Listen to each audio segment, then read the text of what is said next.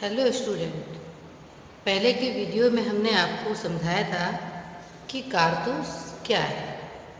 जो एक जाबाज सिपाही है वो क्या करता है कि कर्नल के खेमे में घुस करके वो उनसे दो दो हाथ उनसे बातचीत करता है, उनको सारी बातें बताता है और उनसे ही कारतूस लेकर के वो चला आता है।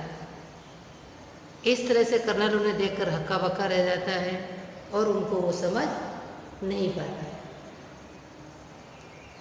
और उनसे 10 कारतूस भी मांग लाता है। और जब मांगने के बाद वो बाहर आ जाता है तब उनको अपना नाम बता देता है और बोलता है मैं ही वजीर अली हूँ। इस तरह को जाबाज सिपाही था जिसको पकड़ने के लिए कर्नल ने और लेफ्टिनेंट ने बहुत सारे दिनों से उन्होंने खेमा डाल रखा था, लेकिन उसे पकड़ नहीं पा रहे थे।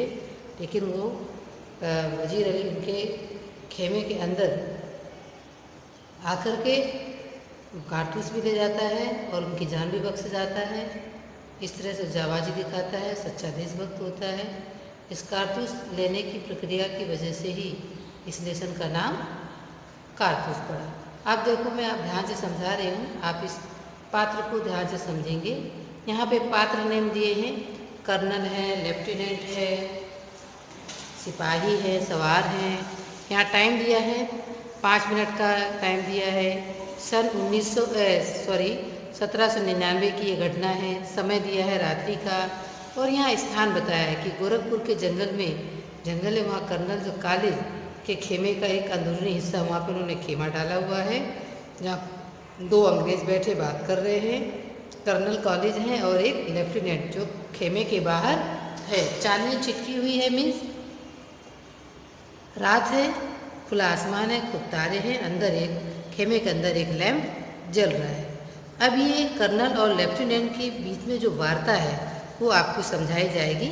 आप ध्यान से समझिए। अगर आप क्लास में होते तो ये आप पात्र बन के आप इसको पढ़ते और मज़े से समझते, लेकिन मेरी आशा है कि आप अभी भी खूब मज़े से समझेंगे इसको।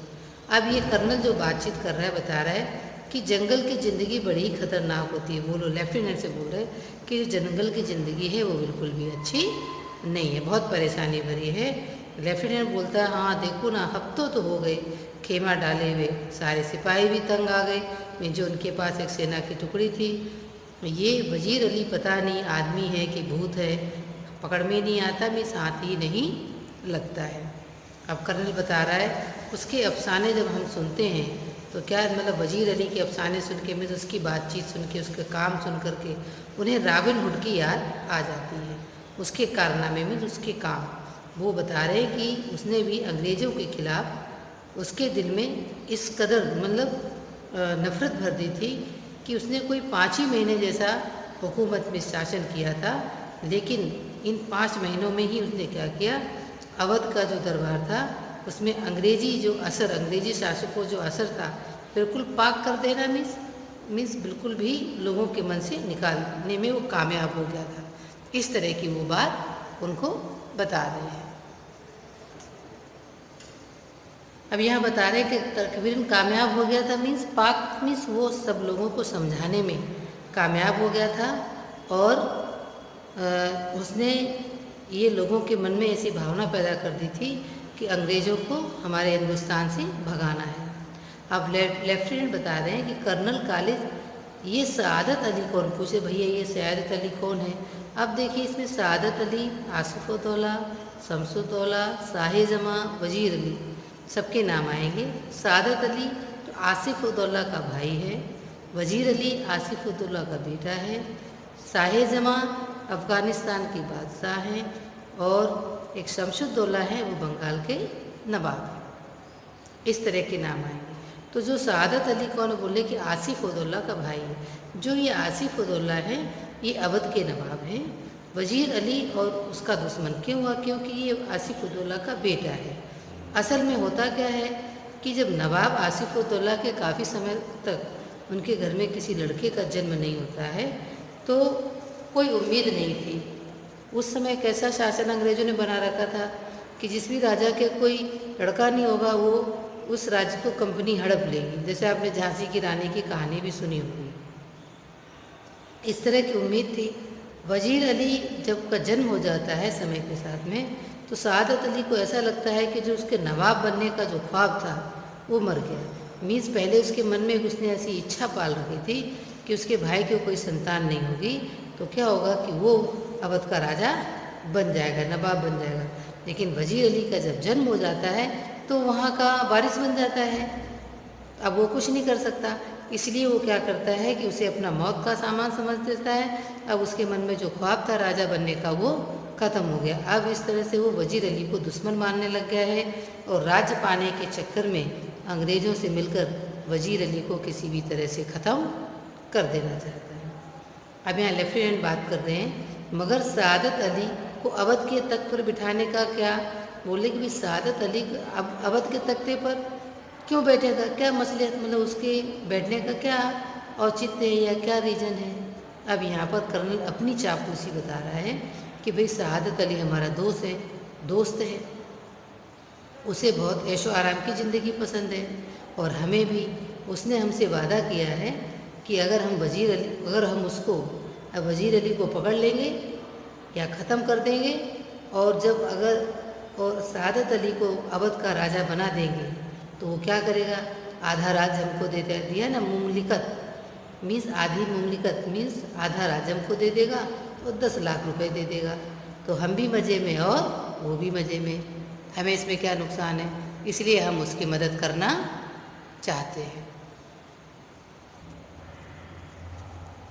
अब ध्यान से देखिए, वो बोलता है कि सुना है कि वजीर अली जो है ना, अफ़गानिस्तान के जो बादशाह है, हमने पहले बताया था अफ़गानिस्तान के बादशाह हैं, उनको हिंदुस्तान पर हमला करने का आमंत्रण मीन्स उनसे वो मदद मांग रहा है। कर्नल बता रहा है अफ़गानिस्तान का जो हमले का जो दावत है ना, सबसे पहले तो टीपू सुल्तान ने दी थी, अब वजीर अली वही काम कर रहा है, शमसुद्दौला ने भी दी थी। यहाँ वो ये बताने की कोशिश कर रहे हैं कि जो टीपू सुल्तान था, शमसुद्दौला था, बंगाल के जो नवाब हैं, इन लोगों ने भी अफ़गान के बादशाह को बुलाया था, क्योंकि टीपू सुल्तान, झांसी की रानी, शमसुद्दौला जो नवाब बंगाल के नवाब हैं, इन लोगों को समझ आ गया था कि अंग्रेज़ों की नीयत अच्छी नहीं है, धीरे धीरे वो पूरे हिंदुस्तान पे कब्जा कर लेंगे और वो किसी तरह से भगाना चाहते थे। जिस तरह टीपू सुल्तान ने, शमसुद्दौला ने दिलेरी से लड़ाई लड़ी थी, झांसी की रानी ने, अगर उसी समय सारा भारत इकट्ठा हो जाए, दूसरे राज्य के राजा इकट्ठे हो जाते तो शायद अंग्रेज़ हम पर 200 साल कभी भी राज्य नहीं कर पाते, हमें उनकी गुलामी नहीं सहनी पड़ती। लेकिन हमारे जो राजा थे वो क्या करते थे, आपस में एक दूसरे से लड़ते थे और राज्यों के अंदर, राजघरानों के अंदर ही आपस में फूटन होती रहती, वो उसको मार के राजा बनना चाहता है, जैसे कि हम कहानी सुन रहे हैं। अब देखिए वजीर अली का चाचा ही अपने ही भाई और भतीजे को ख़त्म करके खुद राजा बनना चाहता है। इस तरह से अंग्रेज़ उसकी कूटनीति डाल रहे हैं। अंग्रेज़ों की चाल है कि पहले सआदत अली को, वजीर अली के मरने के बाद सआदत अली को भी मार देंगे और राज हड़प लेंगे, क्योंकि वजीर अली उस अवध के राज का वारिस है, इसलिए उसे वो अपने कब्जे में नहीं ले सकते। लेकिन ये बात जो है ना, सआदत अली नहीं समझ रहा है। अब ध्यान से देखिए, वो बोले शमसुद्दौला ने भी बुलाया था, बोलते भाई कौन शमसुद्दौला, बोले ये तो बंगाल का निस्बती में एक भाई उनका लगता है और ये भी बहुत ही खतरनाक मीन्स बहुत ही जाबाज है। लेफ्टिनेंट बता रहे इसका तो ये मतलब हुआ कि कंपनी के खिलाफ जो सारे हिंदुस्तान में एक लहर दौड़ गई है, सबके मन में एक बात आ गई है दिमाग में कि हमें अंग्रेज़ों को हर हाल में भगाना है। कर्नल बोलता हाँ जी हाँ, अगर ये लोग कामयाब हो गए लोगों को समझाने में और इस चीज़ में, तो क्या जो बक्सर और प्लासी के जो युद्ध हुए ना, वो कारनामे में धरे धरे रह जाएंगे। मीन्स वो जो बक्सर और प्लासी के राजाओं को उन्होंने हराया था, मतलब वो सारी उनकी मेहनत बेकार चली जाएगी। वो बता रहे हैं कि जो कंपनी के जो लॉर्ड क्लाइव थे, उन लोगों ने इतनी मेहनत से इतने राज्यों को अपने कब्जे में कर के जो हासिल किया है, वो जो ये लॉर्ड वेल्जली हैं, इनके रहते हुए ये सब खो बैठेगी। क्या अंग्रेज क्या करते थे, किसी न किसी को एक राजा के रूप में ही राज्यों के एक संचालन करने की ऑर्डर देते थे, तो वो एक राजा की तरह ही काम करते थे और धीरे धीरे अपने राज्य का विस्तार करते चले जाते, अपनी कंपनी के कब्जे में सारे राज्यों को लेते चले जाते थे। अब लेफ्टिनेंट बता रहे हैं कि भाई वजीर अली की जो आज़ादी है वो बहुत ख़तरनाक है, क्योंकि इस शख्स को हमें किसी भी तरह गिरफ़्तार कर लेना चाहिए, क्योंकि अगर हम इसे गिरफ़्तार नहीं कर पाए तो हमें अवध का जो आधी जायदाद और 10 लाख रुपए नहीं मिलेंगे। हालांकि उनका तो मन ऐसा ही था कि वजीर अली को ख़त्म करने के बाद उसके सारा दोष आरोप उसके चाचा पे रख देंगे, भाई तुम परिवार के ही नहीं हुए तो हमारे क्या होगे, और बाद में सादत अली को भी ख़त्म करके पूरा राज हड़पने का विचार था। इस तरह की उनकी कूटनीति होती है। अब कर्नल यहाँ बता रहे हैं कि पूरी एक फौज उसका पीछा कर रही है। किसका पीछा कर रही है? वजीर अली का। वो क्या बता रहे हैं कि बरसों से वो हमारी आंखों में धूल झोंकता हुआ चला जा रहा है, और वो भी इन्हीं जंगलों में है जहाँ जिन जंगलों में हमने डेरा डाला है, लेकिन वो हाथी नहीं आता है। उसके साथ उसके चंद सिपाही मीन जाबाज 20 आदमी, उसके पास एक छोटी सी फौज है, और ये मुट्ठी भर जो आदमी हैं उनका इतना दमखम है कि उन्होंने हमारी सबकी नाक में दम कर रखा है, ऐसा वो बताते हैं। अब लेफ्टिनेंट बोल रहा है, सुना है वजीर अली जाती तौर से बहुत ही बहादुर आदमी। बोलते हैं हाँ तुमने ठीक सुना है, क्योंकि वो एक बहुत ही बहादुर आदमी है। अगर वो बहादुर नहीं होता तो वो क्या करता, कंपनी के वकील है ना उसका वो कत्ल नहीं कर देता। इस तरह की वो बात कर रहे हैं।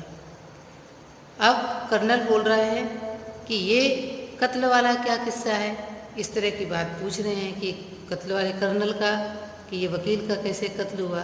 तो यहाँ पर वो किस्सा सुना रहे हैं कि होता